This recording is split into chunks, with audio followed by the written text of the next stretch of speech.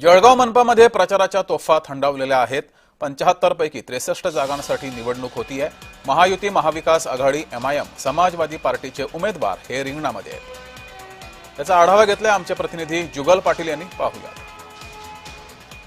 जळगाव महानगरपालिकेचा विचार केला तर 75 जागांसाठी ही निवडणूक प्रक्रिया पार पडत असून त्यापैकी 12 उमेदवार जे आहेत ते बिनविरोध या ठिकाणी निवडून आलेले आहेत। त्यापैकी 63 उमेदवारांच्या भाग्याचा फैसला या ठिकाणी लवकरच होणार आहे। जर विचार केला तर या ठिकाणी दिग्गज नेत्यांच्या प्रतिष्ठा पणाला आहे। मंत्री गिरीश महाजन, मंत्री गुलाबराव पाटील, माजी मंत्री एकनाथ खडसे, माजी मंत्री गुलाबराव देवकर, त्याचप्रमाणे केंद्रीय मंत्री रक्षा खडसे या दिग्गज नेत्यांच्या प्रतिष्ठा या पणाला आहे। जर जळगाव महानगरपालिकेचा विचार केला तर जळगाव महानगरपालिकेच्या निवडणुकीमध्ये आरोप प्रत्यारोप या ठिकाणी रंगले होते। एका उमेदवाराने पैसे वाटप केल्याचा व्हिडिओ देखील सोशल मीडियावर व्हायरल झाल्यामुळे या ठिकाणी मोठी खळबळ उडाली होती। एकनाथ खडसे यांनी देखील महायुतीच्या पदाधिकाऱ्यांवर आरोप केलेला आहे की महायुतीमध्ये या ठिकाणी जे गुंडांना उमेदवारी दिली असल्याचा या ठिकाणी आरोप एकनाथ खडसे यांनी केला होता।